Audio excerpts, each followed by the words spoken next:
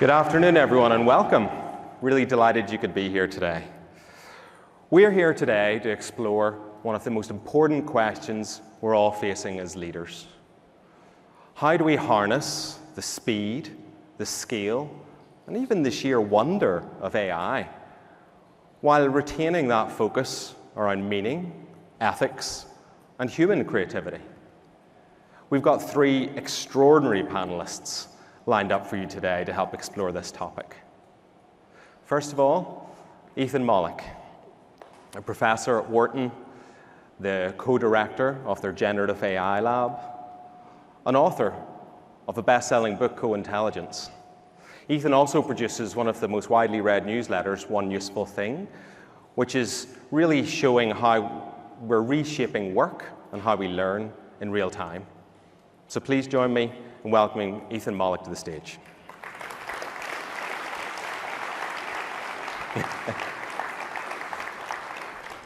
Good to see you. Thank you.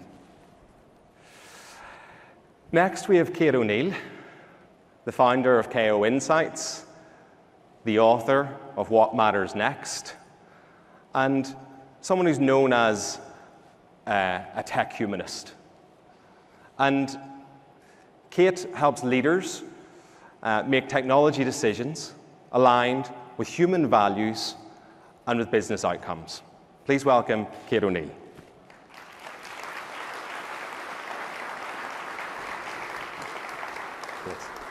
Thank you.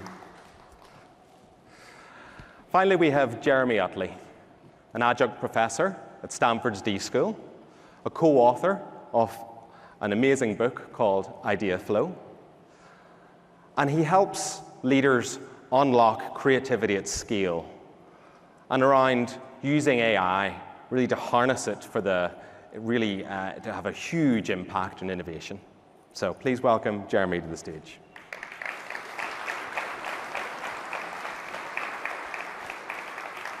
Jeremy. Thanks for having me. Pleasure. Well, what a panel. So, we're going to start with you, Ethan. And in Co-Intelligence, you spoke a lot about thinking about AI as a person, as an intern, someone to interact with. But more recently, with the rise of AI agents, you've described AI as wizards, conjuring results we can't always explain. So what do you think are the risks for leaders who start treating AI like magic, probably without fully understanding how it works? If it helps, nobody understands how it works. So that's and that's not an exaggeration, by the way. We actually don't know how a next token prediction system seems to produce original thoughts, original writing. Like, we don't have an answer. So, yep. So that's a good starting place anyway. So we're always working with these systems. So what you do is check intermediate outputs or what they do, but we'll never know how they think right now, or at least we don't have a good handle on that. And that's becoming even more true as you use these agentic models that are black boxes, right? They're trained to do something, and we don't know how they do it. At the same time, there is sort of a co-intelligence model that works. So if you haven't read it, it's really worth reading. OpenAI produced this paper called GDP-Val, which is they got a bunch of experts with an average of 14 years of experience across industries that represented 5% of the economy. And they had them write really hard questions, like tasks that took an expert 4 to 8 hours to do on average. And they had another set of experts either try and do the questions themselves. The AI did the questions, and then they had outside judges judge them. And right now, the preference for the human experts versus the AI, and of course, the AI did it in a few minutes. The human experts took 4 to 8 hours to do. It took an hour to judge the results. And the preference of the human judges was 51% for the humans, compared to Claude 4, which is now Opus, which is now obsolete anyway. And as the models get better, that's getting closer to human level. So out of that paper, one of the really interesting things they came up with was a model for working with AI as a black box system as an expert that works really well, which is, as an expert, you ask the AI to do something, you evaluate the results. If it doesn't do a good job, you ask it 1 or 2 more times, trying to correct itself. And if that still doesn't work, you just do it on your own. And if you just did that, even counting the wasted time when AI doesn't succeed, you'd save about 1.6 times improvement in speed and in decrease in cost. So there is like a model, but we haven't fully developed those yet of working with these kinds of systems. And you've also offered another way to think about AI adoption through this concept of the leader the lab, and the crowd. And so could you walk us through those perspectives and how they should be shaping the way organizations experiment and decide how to adopt AI? Yeah, so I talked to lots and lots of companies. And what makes AI sort of interesting is it's pretty incontrovertible right now that we are seeing high levels of individual performance gain from AI. It's jagged, but we're seeing lots of individual performance gain. You see it in experiments, we see it in surveys. I mean, surveys, 50% of American workers say they've used AI at work. For a third of them say they use, a third of those say they use it every day. For the 1/5 of tasks they use it for, they're reporting 33 times performance gains, but nobody's reporting that, right? Why? Because in most companies, you'd be dumb to tell people you're using AI, right? Either there's an AI policy that you're now violating, which was established in early 2023 and is still ruled by committee, that is, we'll fire you, or you are told that there's efficiency gains are our goal, like all the memos that come out, and everyone knows what efficiency gains means. It means you're going to fire people to keep the efficiency level exactly the same after getting a 70% efficiency gain. Or you look like a genius right now, and you don't want everyone to know you're not a genius, and AI is a genius. Or you're working 90% less, why would you give that up, right? Or you don't even know who to go to if you have an idea. So AI use is endemic in organizations. People are seeing benefits. By the way, you're going to start seeing a lot of results from really good studies in the next couple of months, or even weeks, about that showing really strong ROI returns from AI stuff. Like, that won't be the issue. The question is, how do you start to actually get these benefits at the organizational level? So you need leadership. Unfortunately, we have a leadership expert here, I'm sure, who can add more light to this. But you need your leaders to both think about what the actual goals you're articulating for AI are, and to actually set up the reward system properly for that. You need the crowd, which is everybody using AI inside your organization, experimenting with it. And then you need the lab, which is really your people dedicated 24/7 to AI stuff. And the lab does three things. It takes ideas that come right away from the crowd, because the crowd's going to invent ideas, right? It turns out that experimentation is really expensive when you're experimenting for someone else. It's really cheap if you're experimenting for yourself. Like, if I do the same thing every day in my job, it's really easy for me to adjust little ways. Like, I'll try using AI this way, I'll try using this way. Then I know whether the answers are good or bad. If I hire someone to do that, harder and more expensive. So the crowds come with ideas. They go to the lab turns those ideas around. The lab's also benchmarking ideas for the future, like, how good is AI? Nobody can tell you. You've got to figure it out for your own use cases. And then finally, they're going to help make the build versus buy decisions inside the organization about what to do for the future. Absolutely. And it's a great frame for discussion, as you said. And Kate, your work speaks directly to the leader role, helping executives make choices that are not only effective, but also human-friendly. So Ethan's framework highlights this leadership lens, but how do leaders resist being dazzled by these miracles or wizards and instead make quite deliberate human-friendly choices? Yeah, thanks. I think that we've got a situation where it looks like magic, as you said. We don't exactly know how to explain what's happening, and we don't necessarily have a protocol for how to roll this into the organization's workflow. And leaders are facing incredibly uncertain times, or at least they feel like they are. And I would say, like, how many in the audience feel like the future feels uncertain right now? It's most hands that are going up, right? We have folks on streaming, I'll let you know. It's most hands that go up. And I think we all feel that, and so there's an element of how do we make decisions that make the most of the capabilities that we're dealing with here with AI, while not moving too far ahead of what we understand of the implications of it and the consequences of it, and not lagging behind our competitors. It's a really tough place to be. So this is where my work around the now-next continuum and trying to make sure we're future ready in our decision making, that it doesn't go too fast so that we don't invoke what I call the harms of action, and it doesn't go too slow so that you don't invoke what I call the harms of inaction. But that's a really tough calculus. And so I think what we're trying to do in a lot of the work we're doing with leaders is trying to remove that haze of the sense of uncertainty and instead identify the variables of uncertainty so that you can actually identify those and test those and learn about those so that you become more versed and more capable at navigating the transformations ahead of you, as opposed to feeling like, I don't know, everything's just so uncertain right now. How does anybody do anything? And let's go a bit more deeper into that, because I'd love the audience to hear a bit more around your framework. I think it's excellent. So this now-next lens. So how can that framework help leaders cut through the noise and prioritize, AI's rapid levels of change, as Ethan was saying? Yeah, one of the things I think is really important is the disambiguation between transformation and innovation, right? I think we so often conflate those ideas, and to me they exist when I look at the now-next continuum, which is basically a timeline. I think about transformation as happening on the earlier part of the timeline, and innovation happens on the later part of the timeline. In effect, what we're saying is that transformation is about catching up to the present moment, to all of the things that have already happened, to the externalities that are very real around you, the customer expectations that have already changed, the competitor movements that have already sort of set the stage for where you need to be. That's all transformation. But innovation is about thinking ahead, and that starts to move us into Jeremy's territory, I think, a lot more into imagining what could be and starting to think about what could we do differently, what could we do that would set the stakes, become table stakes for everybody else to have to transform to. And so that mindset shift actually makes it a lot easier to place activities where they belong organizationally and to organize around those competencies in ways that I think are just a little clearer for leaders and for organizations. And what happens when leaders get it wrong? So when decisions aren't aligned with human experience, what are the most costly forms of regret you've seen?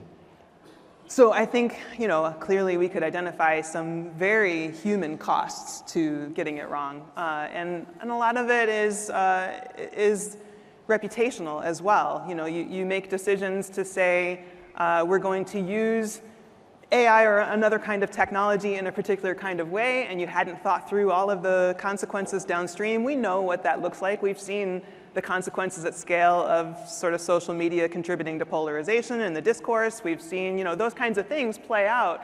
And so we know we want to be very circumspect and mindful about the consequences that flow from our decisions. And we also know we need to be rapid and we need to be moving at a good clip. So this is where a lot of these things kind of need to take into consideration the whole model and the whole mindset.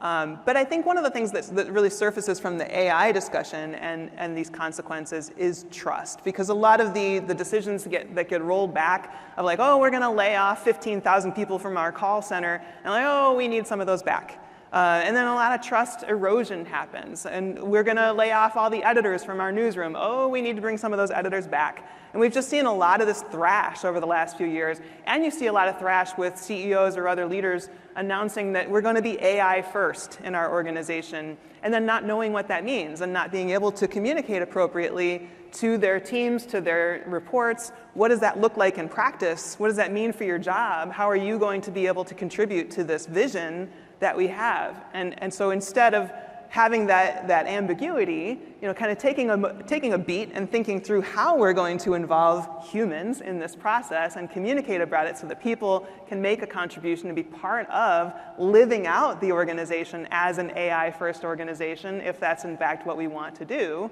if that's in fact the right thing to do, then we have a better chance of sustaining that trust. But I think trust erosion is going to be a topic that follows us into the next decade. We're going to be doing a lot with that theme. I have no doubt, yeah.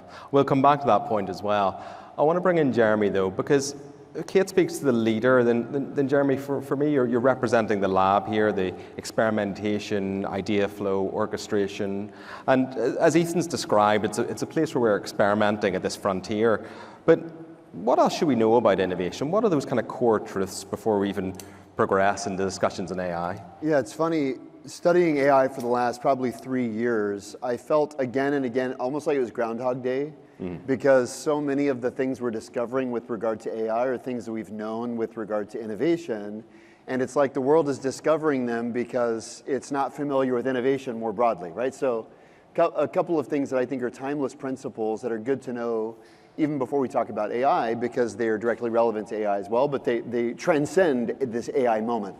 One is what I call prior probabilities. So it's really useful to know what percentage of new ideas actually work. And if your prior probability is that a good percentage of new ideas work, then you would expect new AI-powered initiatives to work. And there's this recent MIT study which has been debunked in different ways, right? But it I hate to mention that, I'm sorry, I know it's a problem.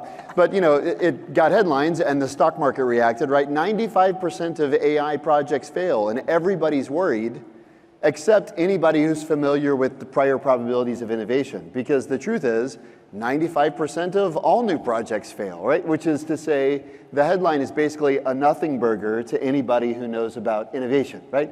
So that's one kind of timeless truth. We call it the idea ratio.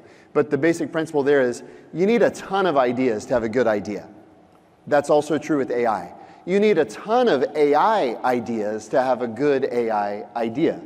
And one reason folks don't have, or many organizations don't have many good AI ideas is because they don't have enough AI ideas, right? So that's kind of first principle. Second principle is the reality around ability. So when we think about what's next and we think about organizing for innovation, this has been the case at Bell Labs, it's been the case at Lockheed Martin with Skunkworks, but very few organizations have the kind of people who are capable of doing both. You look at Amazon as maybe a great example of an organization where if an individual has a new idea, they can basically raise their hand and within a very short period of time, they can be reassigned to a totally new role leading a totally different thing, right? I'm guessing that doesn't really fly in most of your organizations, right? I remember I was leading a big incubation initiative in Australia, and a woman in this company had an amazing new financial incentive in the real estate industry. She, over the course of our incubator program, I think made pre-bookings of something like $30 million. Amazing kind of early success. And then went nowhere because her boss said she's the best analyst we have on the team and she can't be allowed to do that, right? Which is to say most organizations aren't set up to allow folks with a new idea to actually go pursue it. They got to kind of do their job, right? And so one thing to be aware of is that you need to create the bandwidth to actually pursue what's next in the organization, right? So my favorite example of this, again, which transcends AI, but Will Guidara is the genius behind the world's #1 restaurant, 11 Madison Park. Some of you may have been there. Will recognized that his servers at the restaurant were able to identify amazing moments or needs among the staff, right? But the server has a job. And usually it's not actioning amazing new ideas. It's serving the food. And so Will created a role he called the Dreamweaver after the song. And the Dreamweaver's job is to realize a server's idea that they have but they don't have time for. So the example that Will gives is one server realized that a couple had missed their flight to their honeymoon. They were going to the Bahamas and their flight got canceled. And the server tells the maitre d', this couple missed their flight to the Bahamas. Maitre d' tells the Dreamweaver. Dreamweaver walks down the street to Home Depot, buys 700 pounds of sand, brings the sand back to the foyer, and turns the lobby of 11 Madison Park into a beachfront property, and they serve them Mai Tais like they're in the Bahamas, right? Well, that's why they're the world's #1 restaurant. However, most restaurants can't do that because they don't have capacity to do anything other than their job, right? This is a principle which transcends kind of the AI moment, but is relevant. There are many AI ideas which can't be realized because it's not the person's job to realize that idea. Anyway, I can go on and on, but these are some principles that are really important to know more broadly, and then they're directly relevant to what does it look like to start to develop what's next with AI. And you often describe the cognitive bottlenecks, if you like, in innovation. So where do you see AI making the biggest difference right now? But at the same time, where do you see humans still providing key judgment in innovation? Well, you have to be a real nerd to love cognitive biases, but I am a real nerd and I do love cognitive biases. And one of my favorite cognitive biases, which is probably the nerdiest thing you'll hear all day, one of my favorite cognitive biases is what's called the Einstellung effect, which is documented in the 1940s. Abraham and Edith Lutyens basically studied how people solve problems. Carl Dunker studied it as well. Herbert Simon won a Nobel Prize for what he called satisficing. It's a similar idea, but it's basically the realization that most people settle for good enough. They're satisfied with what suffices. In innovation, satisficing is kind of the enemy. And the reason that you don't develop like a really amazing thing is because you're just satisfied with what's good enough. What we have observed with folks who work with AI or who have superficial engagement with AI is it gets them to good enough much quicker. And rarely do they push for exceptional. They go, in 5 minutes, it's like it did an hour's worth of work. They go, let's go get coffee.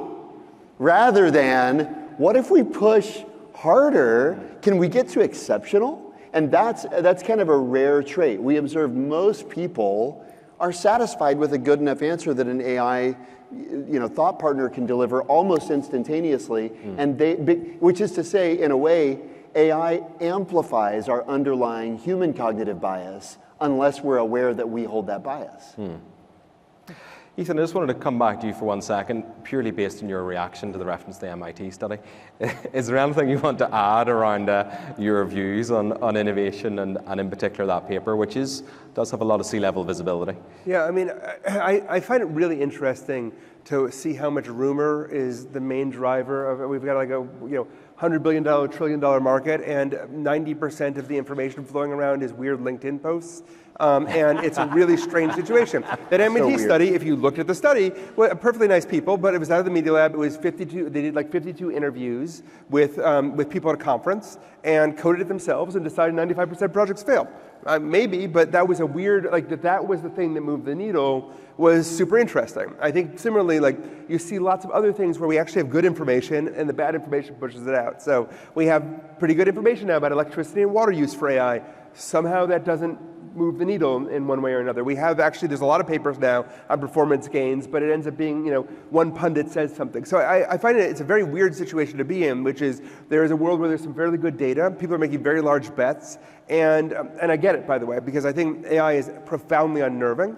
And I think that it's, in my book I talk about 3 sleepless nights. If you have an existential crisis, you haven't used AI enough. You really have to have a moment where it's oh crap, what does this mean? Why does it look like it's thinking? What do I do for a living? And you get through it. But if you don't have that moment, a lot of people resist very hard and they really want this thing to fail. And not just because of AI, but they may not like the companies involved. There's a lot of reasons. But it tends to be really polarizing, where it's either AI will kill us all or will save us all, or you're an idiot for using it, or you're dumb. And it makes conversations very fraught in a lot of different ways. And as someone who's online a lot, I get to see people yell at me from all sides on this stuff. So the MIT study is a frustrating one, precisely because we actually have a lot of data of different kinds of cases. Large-scale controlled experiments of performance gains don't seem to matter very much. One person reporting this, and then again launders the MIT study. Absolutely, similarly, there was another MIT study showing that everyone said AI destroys your brain. And then if you look at the study, what it says is that if you have people who used AI to write an essay versus they wrote an essay for themselves, they were less engaged in the essay and remembered less about the essay they wrote with AI, which, by the way, is an important lesson because it's actually true in education. If you use AI to give you answers, you remember less, you do worse. Unsurprisingly, that's what cheating has always been. If you use AI as a tutor, you get better outcomes, right? So the problem is we kind of flatten this out to it's not about use. The tool itself is either evil or good, and you'd be a fool to argue with me if depending which one I pick. Yeah, thank you for debunking so much there, Ethan. Kate, just to come back to you for a second around the importance of education here from a leadership standpoint. So what Ethan and Jeremy are describing here in terms of the level of baseline knowledge and awareness of AI and innovation. From your perspective, from your engagement with executive leaders, how much of an emphasis are you putting around AI education and literacy before they're able to make those prioritization decisions? Yeah, I think that it would be obviously fantastic for leaders to understand the technologies that they're making these sweeping decisions around, but that's rarely the case if we think about any other technology. I think it's just that we are, you talk about the implications of these studies that get shared in weird LinkedIn posts, and I think you could assess that we're living in a somewhat vibes-driven economy right now, and we're also living in a hype-driven information economy. So it's really hard to make rational decisions in either of those contexts, and I think that's what's happening with a lot of the leaders right now, is that they're used to the idea that they don't have access to the details of a technology before they have to make decisions about its deployment. They have to rely on a certain amount of trust of their team to make good recommendations. However, you're making much more sweeping changes based on, or many organizations are making much more sweeping changes based on what they understand the capacity and scale of AI to be. As you mentioned, capacity is an enormous aspect of the decisions here. So I would like to see a lot more executive appropriate AI education, and we just don't have those resources really rolled out at scale the way they need to be. So a great note for people to sort of take it upon themselves and make good decisions as a result, other than reading my book, of course. Obviously. Can I just build on that? So this, to me, I'm always concerned about our tendency to consume. Like, it feels so good to consume, right? Like, you're hearing this and it's like, this is like yummy. It's like, I can't wait to listen to more. I would almost suggest, I don't know, I'll give a pop quiz in a second, but it would be better if you stood up and walked out and did something that you've heard already than that you continue listening. Because knowledge has a half-life, right? And I get choked up when I think about it. And knowledge that isn't used evaporates. Information that gets used becomes knowledge, right? So most of what you hear here literally will evaporate within 72 hours. And it will be great. You'll have a great memory, a great experience, all that stuff. That's fine. But if you want it to become knowledge, you have to use it. And our tendency to want to consume actually crowds out use. So as an example, Ethan just mentioned the sleepless nights thing. If you haven't had 3 sleepless nights, which is from the intro to his book, right? It's like literally at the very, I don't know, very beginning, It's right? the intro, yeah, it's the very first chapter, yeah. Yeah, okay, first chapter. If you haven't had 3 sleepless nights, it's like you can't pass go, don't move on. You don't need any other content until you have the 3 sleepless nights. If you don't, like, I use this example sometimes if I've got a clicker, if I'm doing slides, but I'll say everyone here should be able to do a screen share right now and show the entire room what are 3 to 5 really cool ways you're working with AI right now. And I said, I'll give the clicker, I'm just gonna toss it out. My question is, do you treat it like you're in the outfield at Wrigley Stadium with a glove? You're trying, or like a bridesmaid at the wedding trying to catch the bouquet? Or do you treat it like a grenade and you're like, get down, And I think most people, the sad thing is, you really hope the clicker doesn't come anywhere near you, right? And that, to me, if you're not there, almost the rest of the conversation is just, it's knowledge, or it's information that will evaporate quickly. If you haven't had the 3 sleepless nights, if you aren't eagerly ready to push other people away to catch the clicker in the room right now, everything else it may be inspiration, but it's almost edutainment. It starts to edge towards edutainment. Yes. So we've heard from the leader, we've heard from the lab, and Ethan spoke in his introduction there around the crowd, the millions of people. It's a fascinating social experiment in so many ways to give 1 billion people some of the most powerful technology out there. Now let's bring these 3 perspectives together, and I want to hear from, I think, Ethan and Kate on this one. I'm calling it leaders versus wizards. And how do we balance this miracle speed with Kate's call for human-friendly guardrails, and where's the line between the optimism and our ethical responsibilities as leaders? And Ethan, I'll let you go first. So I guess there's a few different things here, right? I don't actually quite know what we mean by ethical responsibilities here, right? Because there's a lot of things that are like the systems themselves, how we use them, how we design them. Maybe we can build out from process as a place to think about this. Okay, so we just talked about performance gains, right? In one way, right? About people using AI. I will tell you, right, it's actually kind of interesting. So about a month and a half ago, everyone was sort of laughing online at Dario, the CEO of Anthropic, because he had predicted within 6 months, 90% of code would be written by AI. But if you talk to any really good coders right now, and again, that clearly didn't happen a month and a half ago, but if you talk to any really good coders right now, they will tell you that 90% of their, if they're allowed to, that 90% of their code is being written by AI. The 10% that is not being written by AI is very important, right? And the AI can't touch it, but 90% is being written by AI. I'm seeing these kind of performance gains in many different fields. We have no way of doing anything with this, right? Like, you have an agile development system developed in 2002, right? And we can pick any other process that you have, which is around like 2-week sprints and stand-up meetings. And it was great when the only, quanta of human intelligence came in human form, because we know about human limits and cognitive biases. but now that person is 10 times more productive. Does that matter if the organizational structure is not built to accommodate that? What are you doing differently? Have you changed anything about the fact, like another example, all of you have done deep research reports? Raise your hand if you've done a deep research report. If you haven't, the number one assignment for you is just, you can do it on Gemini for free, but all those systems offer these. You should absolutely do one about a topic you care about. You'll get a 40, 50-page report. I've spoken to general counsel's offices at Fortune 50 companies or chief legal counsel. I've spoken with some of the best accountants and market researchers and stuff on the planet. The reports are very high quality. They often say $10,000 to $40,000 worth of report that they just get on demand. There's not a single organization I've talked to that has changed how they've done business over the fact they can now get infinite number of reports that they were paying $40,000 for, right? So to me, the responsibility is how do we start channeling some of that work in place? And if we don't change process, right, you end up with 10 times more production. What am I supposed to do with 10 times more code? Or the worst case scenario of this is, I did a little experiment. I just found you could just keep asking Claude to make more and more PowerPoints. And it happily does that, hundreds of PowerPoints. And if my productivity goal is PowerPoint, I will give you PowerPoint like you've never seen before. And it's good PowerPoint, by the way, right? So we have to start thinking hard. Like the ethical responsibility for me is about rethinking what the company is supposed to do.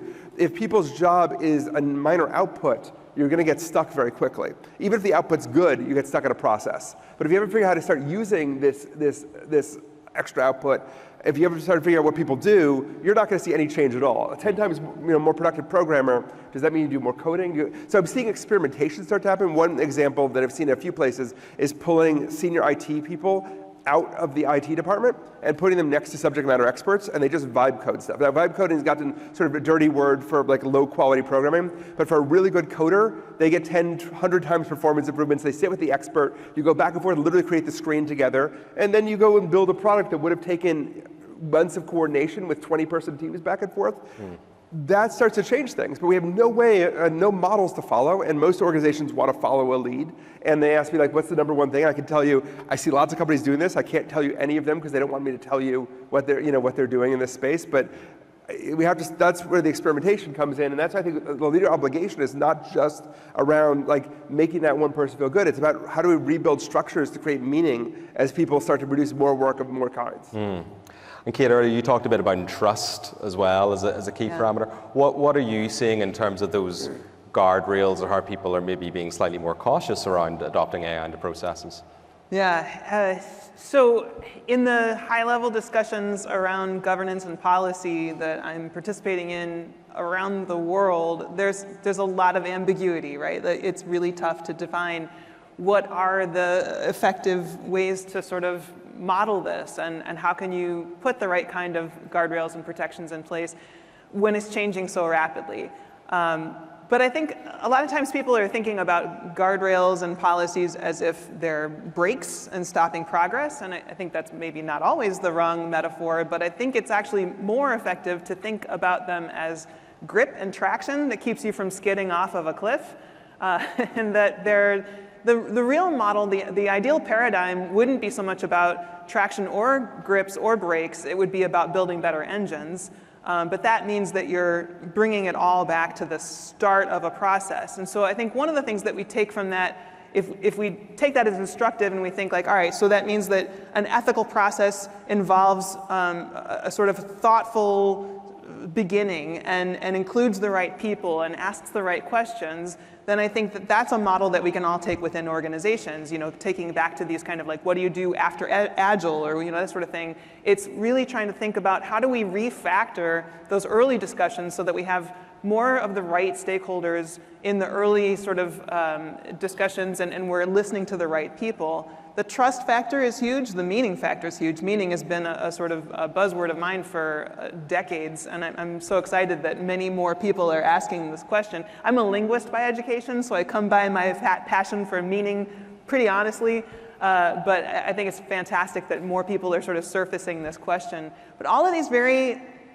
seemingly esoteric human questions of trust and meaning and that sort of thing are all what we sort of boil the water down to. That's the sediment left after we talk about all the rest of this. And I think it's really important that we finally are addressing things like, what are the real human skills that we used to call soft skills, like context awareness and emotional intelligence and good judgment and all of these kinds of things that are really, really hard to replicate with generative AI systems or any kind of, in any kind of reliable way, or ways that we can now feel confident about. Maybe not for long, you're right. I see your head bobbing going on there. You can weigh in on that if you like.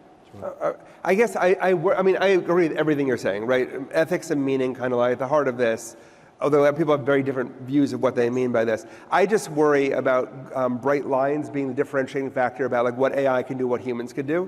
Because since GPT-4, patients have preferred to talk to AI, to doctors in controlled experiments. Bedside manner is better, right? As far as we're getting, perceived emotional intelligence, we could say, is it real, is it not? It's not, right? But in terms of perceptions of emotional intelligence, creativity more than most people under most circumstances, right? Yeah. So I just worry a lot that when we define ourselves as judgment, the AI does a pretty good job on judgment, beats most people on making ethical decision making in controlled experiments.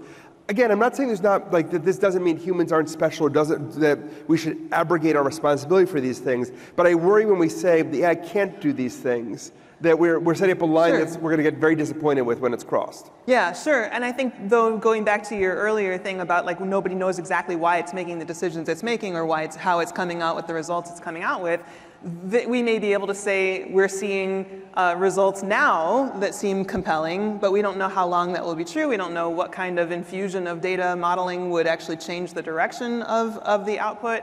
So all of these things, I think, still we kind of come back to human in the loop, human over the loop, kind of considerations.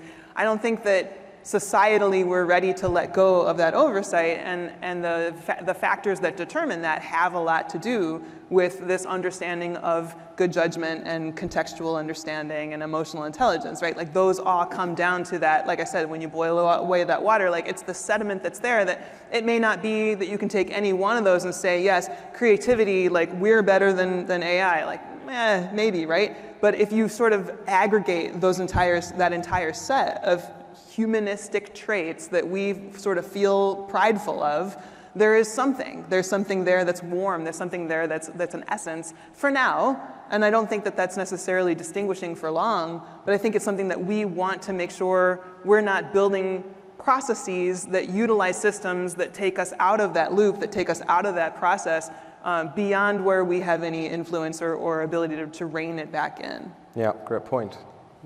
Jeremy, I want to take it back a bit into creativity and this analysis paralysis, which perhaps can come when you harness AI the way you're suggesting to generate so many ideas.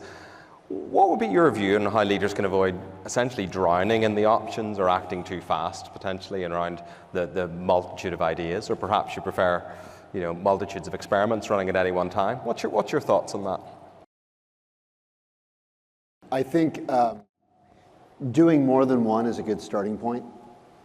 So I think in most cases, sure, more ideas better, almost always, but even one more is better than no more. The default right now, if you ask someone to A/B test, someone who's not an email marketer, for example, if you ask somebody in HR or operations or engineering in an organization to A/B test an email campaign, their big realization, I've never had a B before. I've only written, it's like follow-up meeting to Wednesday. It never occurred to me to even come up with another subject line, right? So that is certainly existentially is one problem. What do you do with a vast amount of information? Okay, granted, that's there. The bigger thing is, are you at least moving in the direction of a little bit more? Right now, you can commission parallel experiments very rapidly, right? You can run, simulated focus groups virtually, very, very cost effectively. You can get ChatGPT to write a product requirements document that you can drop into Replit, and why not also Lovable and also Bolt simultaneously? Because you can do all three in the same time you can do one, which is about 4 months faster than you could if you handed it to the developers team, right? But the notion of parallelizing just a little bit more. I don't expect that anybody's going to get to, I'm going to generate 1,000 ideas before I take the next step. But if I could get someone to say, well, what's an alternative campaign? What's one more thing we could try? My friend Astro Teller runs Google X. He's the captain of moonshots at Google. And he's got this thing he calls Gimme 5, which again, see above, timeless principles of innovation which transcend AI. And what Astro does is anytime a team at Google X brings him an idea, he says, Gimme 5. And he doesn't mean high five. He means, what are your 4 other ideas? And I asked Astro, I said, but what happens when teams know that you do that? Don't they just sandbag? He said, oh yeah. He said they bring 4 dummy ideas, but he said half the time, one of their dummy ideas is better than the idea they were pitching. You know, and so to me, just like a little bit more volume is a really good idea. A little bit more, when literally the cost of parallel experiments is basically 0. For example, Ethan mentioned deep research reports. I happened to spend the weekend in Scotland last week with a team at one of those companies who is building that product, and he didn't disconfirm that their goal is to displace $1 million consulting engagement, by the way. Importantly, he didn't disconfirm that. But so if you take as a premise that this product, a deep research product, is meant to displace the $1 million month-long classic strategy consulting research project, you can think about, I started my career at BCG, you can think about it like hiring a BCG team for basically 0.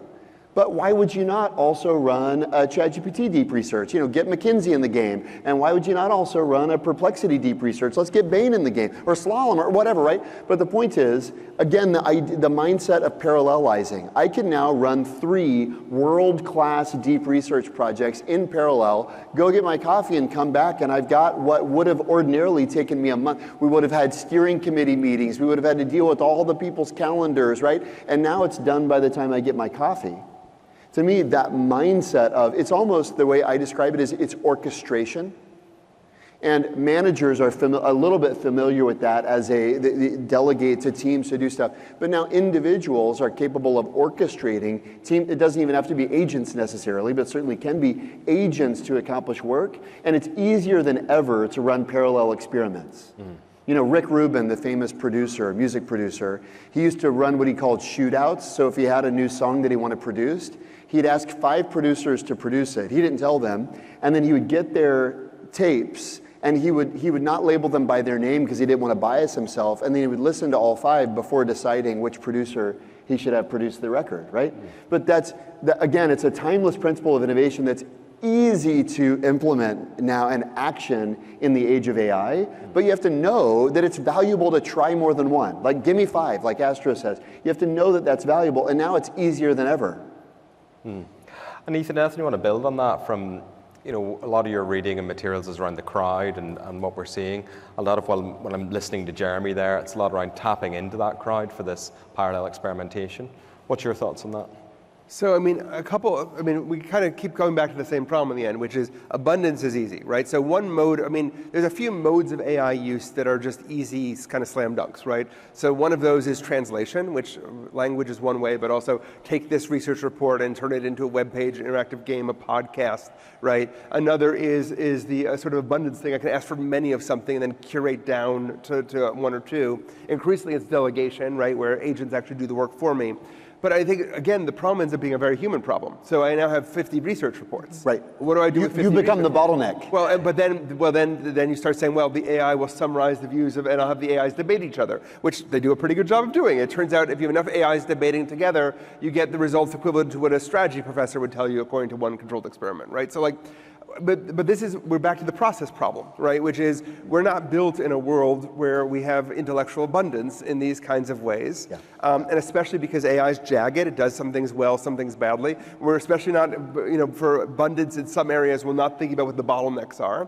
And the biggest problem, of course, to me on all of this is the sort of meta R&D problem. Like, I think a lot about the fact that if you look at, like, there's a really great study by some of my colleagues at Harvard that figured out that 40% of the advantage of American companies in the 20th century was due to better management. They just had better management. If you took management skills out of the picture, they would do much less well. And part of that was massive experimentation and management, right? We built MBA programs, but also, you know, GE did experimentations in its own way, right? All the consulting companies have added a lot of experimentation. And I worry a lot that some of that experimentation has slowed down, that companies aren't willing to reinvent themselves. They become very lean and focused around one thing that they do, outsourced a lot of their innovation functions, possibly to SaaS software. Salesforce tells you how to do sales now. And I think that is going to be the thing, the muscle that is atrophied catastrophe the most, that's going to be the most important to address, right? Because I can give you 10,000 reports. If you can't do anything with that, what does that matter?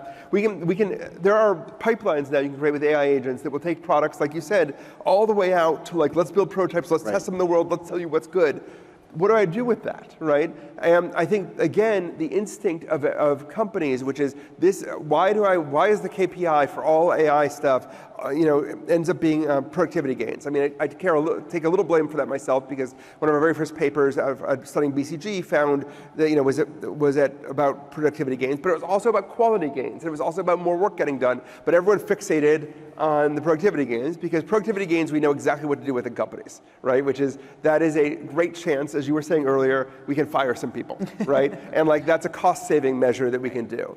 And I'm starting to see the first companies that are starting to think of this as, what do I do with more? Like, is there a market I can re-enter that I didn't enter before? Is there a nearby market I can be competitive in? Is there a way of serving customers in some impossible way I couldn't do before? And unless you have a goal like that, you're kind of in big trouble, because that goal makes you think expansively. What do I need to redesign? If you're just going to shrink down to nothing, guess the other horrible secret about AI, right, is there are 9 AI models out there, basically.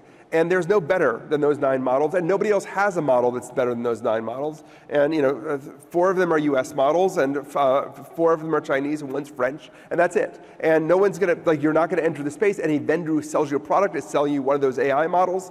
And if your capability gain comes from using those vendor products, guess what? That's literally every kid in Mozambique has access to the exact same model you do. There's no special advantage that you get. So it has to be some combination of process and innovation, inspiration, and expansion that gets you there, or you're in big trouble, because if AI has automated your work, it's automated everybody's work in the same kind of way. And there's no gain in that at all in the long term, and you're just going to get swept away by people who figure out how to use it to expand.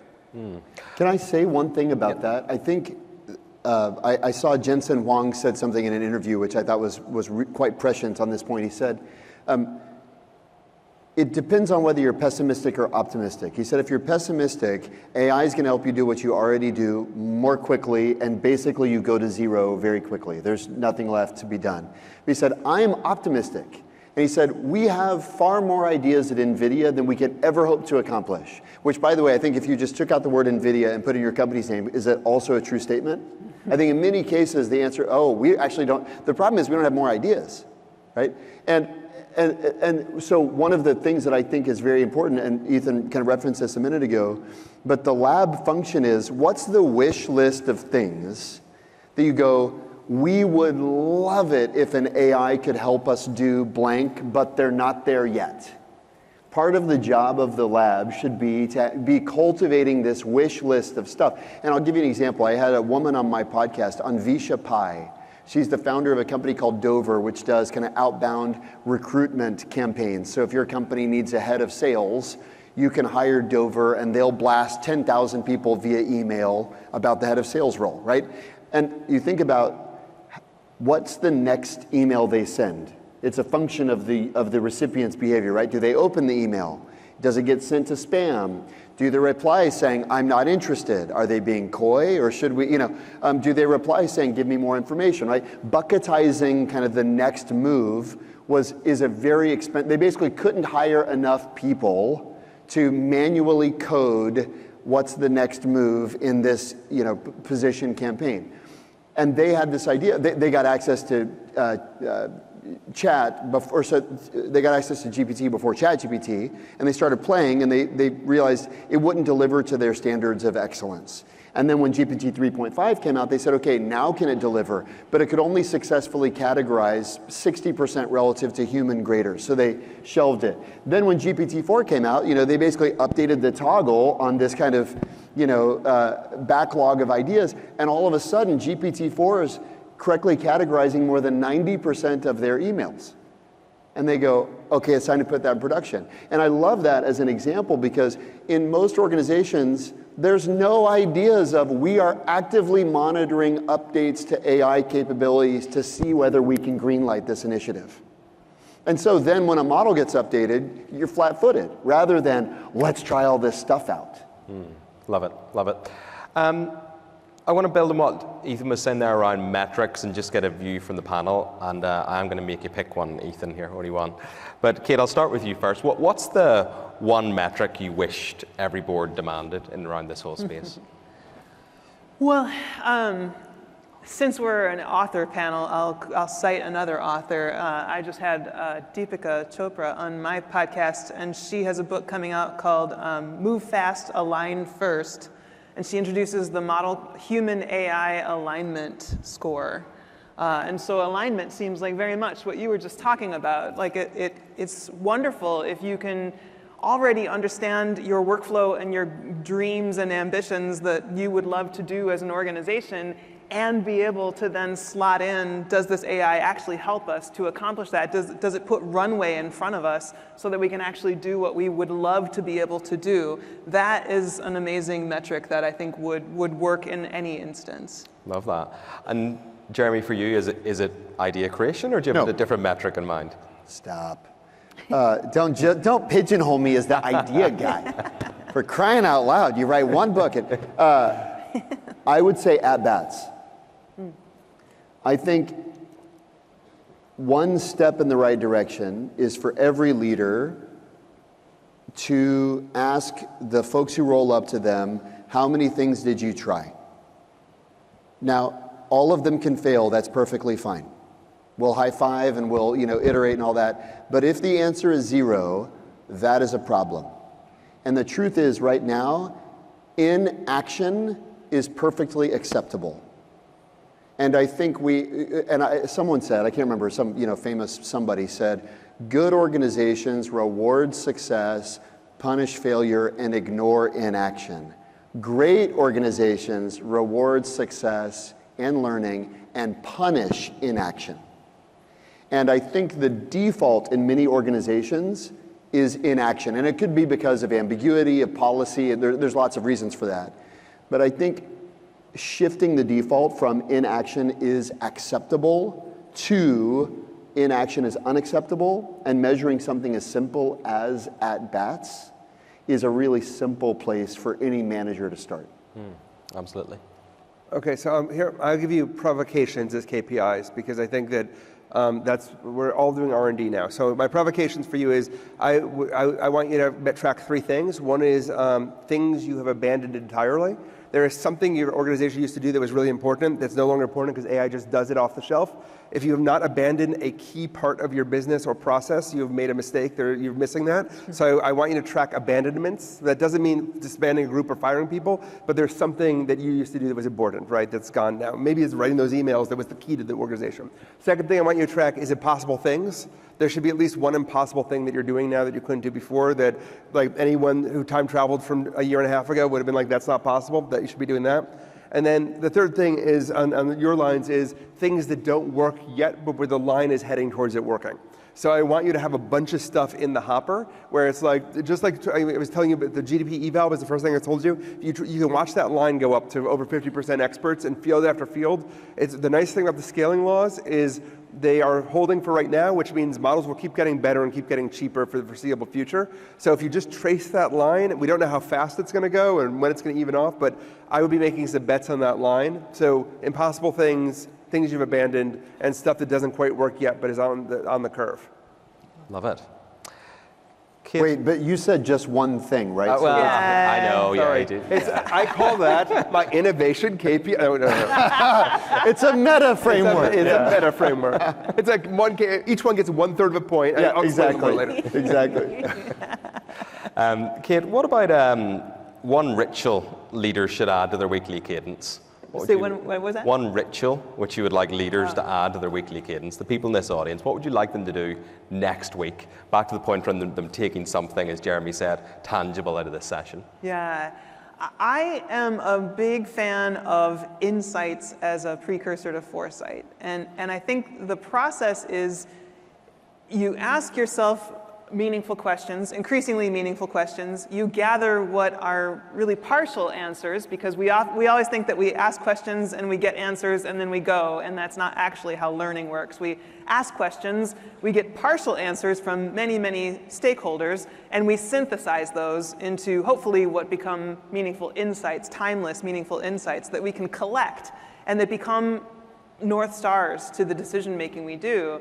And downstream from that, we can look at the context of the externalities around us, the things that are changing in the landscape, the trends, the technologies that are changing, and then make timely approaches, timely decisions based on the context and externalities informed by those timeless insights, and then set aside what I call bankable foresights, the things that are actually future prediction, the things that are telling you, we can't do this yet. This kind of ties into this whole idea of like, it would be really nice if we could do these emails, right? But we can't do them yet. But we can kind of anticipate that a version or two from now, we're going to be able to do that. I always trace back to being at Netflix in the early days and watching Reed Hastings and the rest of the leadership team investing money into R&D for set-top boxes, which was the predecessor to streaming as we now know it. But this is almost a decade ahead of that technology even being a thing, and we were still in all-out bloody war with Blockbuster. So, you know, you wouldn't think that that would be something that somebody would do at that time,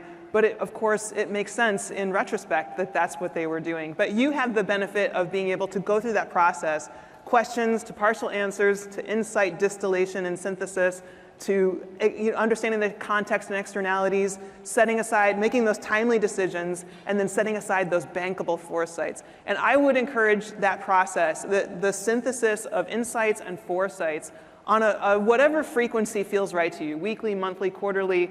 But that process allows you to go through what I call ethical acceleration. You can go as fast as you want because you're informed by what you know to be true in a timeless way, and how you're being anchored by what you understand about the future and what the hindsight you're bringing with you of the past into those insights. So that's an ethical acceleration process leans on an insights inventory, which you can do at whatever pace you like. I'll grant you that permission to take your time, do it at whatever frequency feels right. I do it every week, and it makes such a huge difference. Jeremy, same question for you. What would you like the leaders in this room to be doing differently next week? Once a week, you should give a shout out to someone for doing something cool. Aw, that's cool. AI related or just cool in general? Well, I mean, in general, it's a good idea. And if you want your team to be aware that you're attending to and paying attention to AI experiments, then yes. I was in a kind of a private gathering with a senior leader at one of the Mag 7, who's got several thousand people who roll up to him, and he said every single week he posts a 1-minute video to his team, several thousand people team, Slack channel, shouting out the coolest thing he's seen his team do with AI this week. And it's just a ritual every single week. And I have 100 variations of that practice. So it's not like a random cherry-picked thing. But what I see great leaders do is they shine a spotlight, and that tells the team what matters to them. And it ends up sparking people's imaginations, and lots of good things happen as a result. Ethan, what about you? Use AI for 10 hours to do real work stuff. Okay. Across the board, would you be recommending that for the leaders that they do that themselves, or that's a firm policy? Do not delegate. I mean, I was going to try and get away with a single sentence. I feel like I say a lot, but you asked for more, so you get it. This time they asked, right? It was not 3 things. So what differentiates the firms I've seen where people are like taking action, which includes like very large organizations like Walmart, is like the CEO uses AI and gets it as a moment of revelation, right? Nikolai Tangen at the head of the Norwegian Sovereign Wealth Fund, use the system, gets it, pushes down through the organization. I don't think you can delegate this down, ultimately, especially you have to kind of get a sense of what this can do, and the best way to get a sense of what it can do is to use it for work stuff, and the best way to do that is just do it. If you're putting it off for a week, a weekend, you're making a mistake. If you're waiting for training, they're really, we can argue about this, but there really is not training. Like I teach people how to use AI. We don't have as time has gone on, like prompting has mattered less. All of us, like just talk to the damn system and it gets you most of the way there. And I think if people don't use it and don't get that visceral sense, if your CEO hasn't had 3 sleepless nights, that is your biggest problem. So like, there's nothing you can, like if they get reports like this is a normal technology where it's like, well, we have these initiatives underway, you're in trouble, right? If it's delegated down to IT as the only department that deals with it, you're in trouble. So like, it has to be senior leaders actually just using this stuff. Makes sense. So switching gears slightly, Kate, I'll come to you again first here. What one decision would you reverse in today's AI adoption? What one decision would you reverse in terms of what's happening right now with AI? What frustrates you most in terms of what you're seeing out there? I think that this is something that I've been railing against for a while, even before the current ChatGPT-driven generative AI era. But I think when people approach digital transformation or innovation as if it's technology first, that is a real mistake. If it's technology, obviously, I think in many of the answers we're giving here, it's clear that AI has just reshaping so much of the consideration set and how you need to think, kind of holistically about your organization and the workflows and everything. But it's still not AI first. It's still not necessarily the case that AI is the cause of this transformation. I think you need to be thinking about AI as a part of the process, but you start with what the organization exists to do and is trying to do at scale, and then look for all of the ways that you can ladder your values and your goals and what you're trying to accomplish as an organization, the brand characteristics, the culture, the experience attributes you'd like to build and have. And then you think about data modeling. You think about how could I actually show my organization in data? How could I actually measure this aspect of it, measure that aspect of it? And then what technology could I use to accelerate the alignment between what the organization exists to do and what people outside the organization are trying to accomplish? And then the more clear I am on all of that modeling, the more I'm going to be able to pop AI or any other technology into various parts of that and make it go, make it just really fly. But without that, I'm going to be led astray into, to your point, what a teenager in Madagascar or something has, or Mozambique, I think was your example, has available to them. You don't have a differentiating, you don't have a differentiator around the technology. You have a differentiator around all that purpose and all that information and all that cultural buy-in and institutional knowledge. That has to be the starting point, using the technology to accelerate that. Jeremy? Will you repeat the question? So what's the one decision you'd reverse in today's AI adoption? What do you feel a personal decision? What are we talking about here? You are God now, Jeremy, and you can go back in time if you like and change how AI adoption has happened up to this point. I think most folks are leading with what not to do and wondering why their people aren't inspired. Need I say more? I did a workshop with 40 private equity CEOs last week in South Carolina, a lovely place. Humid, but lovely. I was outdoors, so I was definitely subject to the heat. I did a quick survey just to kind of get a pulse check. 90% of them had a governance policy. 10% of them had written what I call a manifesto. And they're wondering why adoption is stalled. And I was working with, for whatever reason, I've gotten involved with different pro sports organizations. And I had a call with a gentleman who's from a kind of a pro sports league. And he said, what we did with you is different than what the league is doing. I said, well, what's the league doing? He said, they're telling us how to not use AI. You're telling us how to use it. And to me, I think that, my dad's a lawyer. I have enormous respect for the profession and for all of that. But leading with legal and compliance is very uninspiring. And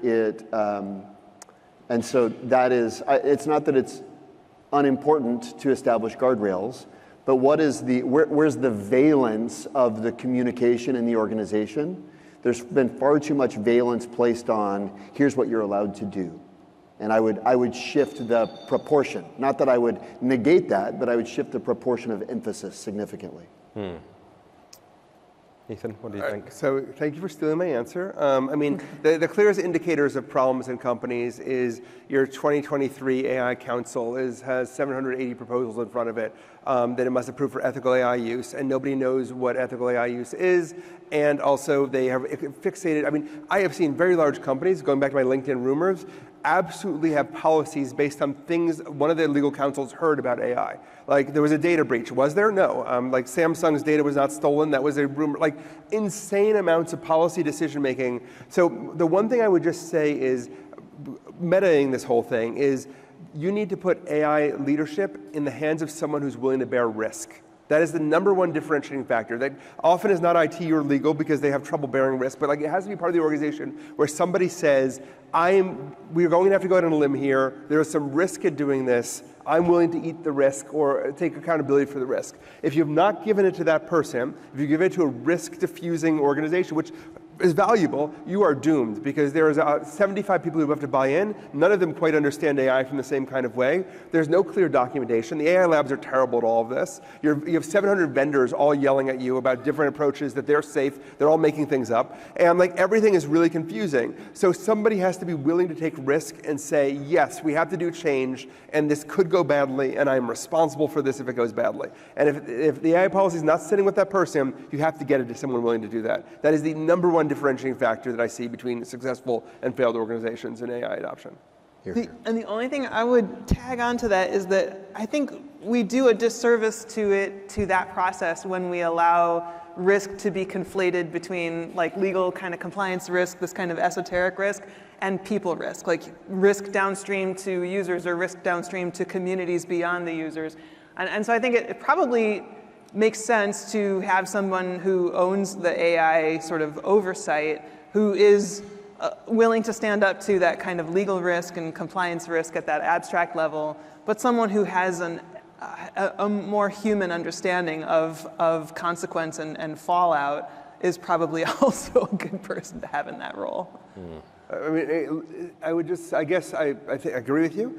I would say owning risk is not the same thing as ignoring risk. It is taking risk into account, but also realizing that there are some barriers, like, is your data going to get stolen? The answer is no. I mean, there's tons of Fortune 50 companies that have scarier data problems than you, that have figured out ways to use AI, wall off the parts that are nerve-wracking. Like, so that kind of risk of like, there's little, but not just also, but there are like ethical, like, is it okay? The AI is giving better answers to our customers than the humans were giving.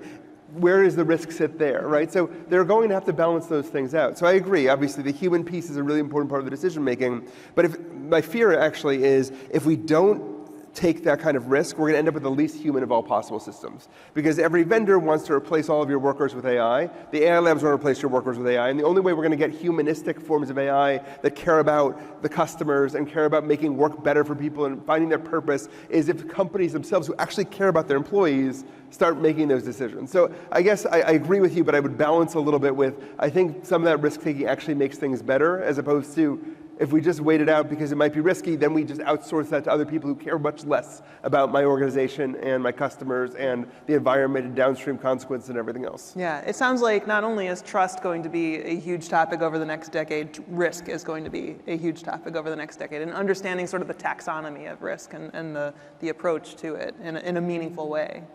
Absolutely. So we've got a small bit of time left, and I'm going to ask you probably the questions none of you like to be asked, which is around predictions.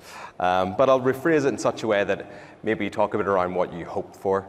So if we're back here next year talking to these enterprises, what would you be hoping to see as progressed this time next year? Jeremy, I'll come to you first. I don't like the word use. I prefer work with, but there's no noun form of that. So your usage matches your enthusiasm or excitement. I think probably everybody here is somewhat excited. I bet if you had to map your usage by excitement, the chart, you're far underutilizing relative to your stated belief in the potential. And I would like to see more alignment between usage again, I prefer working with to usage, but more alignment between usage and excitement. Close that gap. Kate, what do you think? What would you like to see next year? It's not what I predict, but it's what I would like to see. It would be more people understanding their part in the process of how they interact with AI. You talked about this earlier, about the idea that you sort of satisfice, and I would like to see people not satisficing quite as much, and instead not being seduced by the fancy language that generative AI is so capable of, but instead allowing themselves to sort of step away from the surface level of what's being served up to them and think more deeply about what it is, like ask the right questions and use AI in meaningful ways to get deeper answers and get to better insights and better foresights and build more meaningful solutions as opposed to satisficing with the surface language. I think that I'd like to see a recognition that the responsibility for figuring out what to do with this lies as you as leaders in the room. We talked about excuses earlier. I also think, for example, I'm not convinced by the bubble conversation, but it almost doesn't matter, because whether or not there's a financial bubble temporarily in AI or not will impact all of our bottom lines for a while. But like, I don't see anything stopping development of this in the near future. I think we always have these fantasies that AI development's going to stop. It used to be that maybe it would choke on its own data. Maybe there'd be model collapse. Now it's the bubble's going to burst, and now AI will. Nothing. There's a billion people using these things every week, right? Like, this is not going away, and I see a curious lack of taking responsibility for how you want to shape this. I can tell you the AI labs have no idea what they're doing. Like, they're just making stuff. They're all computer scientists. They're just, like, they tell me they use my Twitter feed for ideas of how to use AI. Like, they're just pumping stuff out. We have to take responsibility for this, and what I'd like to see over the next year is you to say, this is how it should be used in our industry, right? Taking into account a lot of the perspectives you heard here. And I think you need to use it and everything else to do that. But like, I worry that everyone kind of hopes this will either go away or someone will solve this problem for them, and I don't think that's a realistic belief. Jeremy used the word manifesto earlier, and that felt like one, Ethan. Thank you for that. Really appreciate it. Would any of you care to speculate around a trend or something perhaps which the audience maybe aren't yet thinking about yet in terms of what you're seeing in AI? Ethan, I'll come to you first, actually. Sure. Yeah, you guys usually get to go first, so I get time to think, but now I can steal your answers. So I will tell you, agents, which are a terribly phrased kind of thing, which everyone's selling you an agent, call it an AI that autonomously accomplish a goal over a long distance with tools, are much more real than we thought they'd be. We actually made some mistakes, those of us who were analyzing agents, when we thought any AI doing long tasks, because they have hallucinations, they make errors, those errors would compound, and that would make it very hard to get AI agents to do work. It turned out to be wrong in two ways. One is better AI systems are better, or three ways, are better at planning, so that turned out to be less of an issue. The second big thing is that AI agents turn out to be, or bigger AIs tend out to be self-correcting, so one error doesn't throw them off, they can fix their own problems. And the third is very small increases, like a 1% increase in accuracy can increase by 2 to 3 times the amount of time an agent can run. So suddenly, out of nowhere, this stuff turns out to be kind of useful, and you can actually get agentic work done. Deep research is one example of a narrow agentic tool doing work.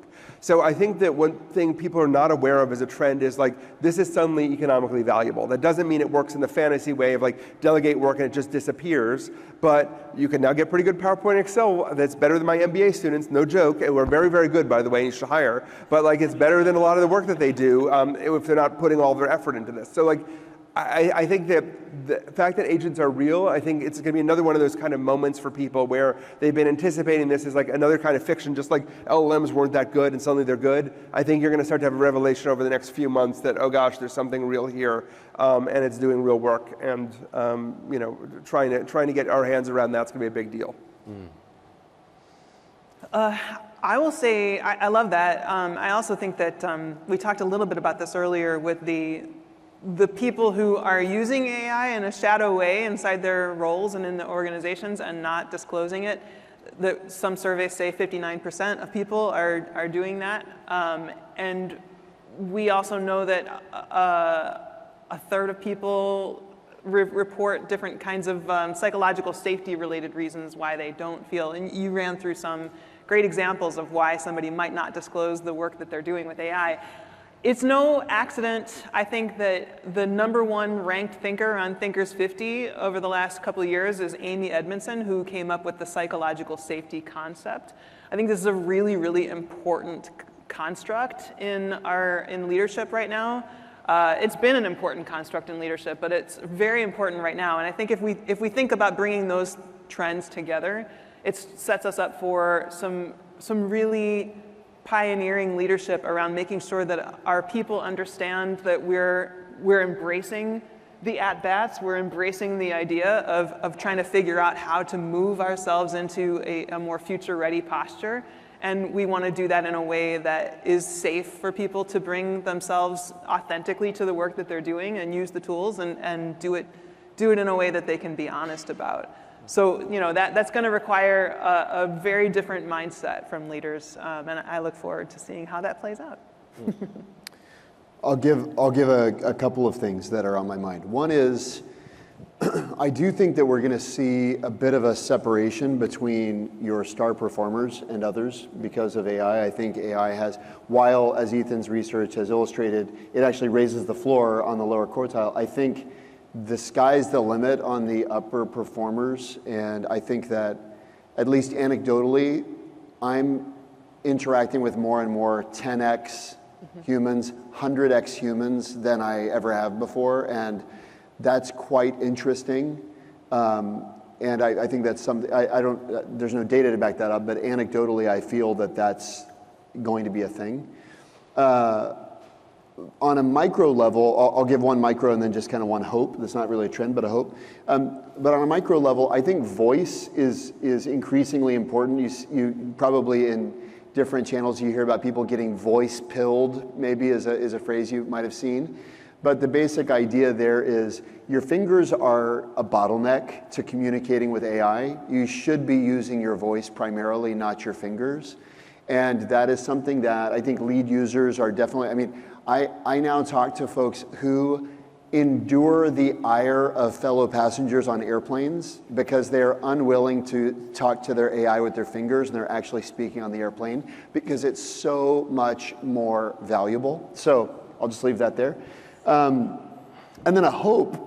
I have a hope that the experienced individuals who are near, at least kind of closing the first chapter of their, career, I have a hope that we are able to make the most of their knowledge. My feeling and belief is that probably a similar experience that these folks have had. Teaching an MBA who's straight out of undergrad is totally different than teaching an MBA who's got 10 years of work experience. It's the same lecture, but the woman who led sales for 10 years takes 100 times learning units out of that same lecture than the whip-smart undergrad. And why? Because of the context they bring to, that's why that deal failed, right? And there's real kind of knowledge there. I've observed the same kind of thing with collaboration with AI. And yet, my fear is that many more experienced folks are kind of opting out, saying, this is a young person's, it's technology, I don't really want to make the transition to, similar to how like a generation ago, executives decided whether they wanted to email or not. Like my father-in-law, may rest in peace, would always write his responses on paper and give them to his secretary, and she would, email them to the right? That's like, and I think there's another kind of transitional period where I think experienced folks are having to decide, am I going to opt out or double down? And my hope, because I've seen the power of experienced individuals collaborating with AI, my hope is that instead of opting out, folks will say, this is the time to actually harvest what is my unique differentiating advantage, which is my own experience. I was working, as I said, this past week in Scotland at this retreat. I was telling these folks, one of the more experienced individuals, probably in his mid-60s, he came up to me in the middle of this retreat and he goes, Jeremy, you just added at least 5 years to my retirement plan. He said he bought a new computer to come to the retreat, okay? So he's that kind of person. Like he actually had to buy a new computer to run the kind of stuff we were doing. And he said, I was thinking I'd retire at, such and such, but he said, I can't afford to retire now. And I hope, as a trend, that more folks will make that decision, because I think society will benefit tremendously from such folks deciding to not opt out, but instead engage. Love that. It's a fitting way to end. Thank you so much, guys. It's been simply incredible. So much information. What started off with something as the leader, the lab, the crowd, has evolved into a conversation which has covered everything from the now, next, the strategic foresight, to the parallel experimentation, to the Mollick debunking every LinkedIn post you probably read in the past 6 months. And really leaving, hopefully, you all in the audience here with your own manifesto, your own challenge now as leaders in your enterprises to lead by example, to experiment, to not be afraid of this, and yes, do it in a responsible way, but to advance. And we recognize that really we're all in this experiment together, and that we're all here waiting to find out what's next. I look forward to it. Ethan, Kate, Jeremy, thank you so much. Thank you, David. Thank you, sir. Really appreciate it. Thank you. Thank you.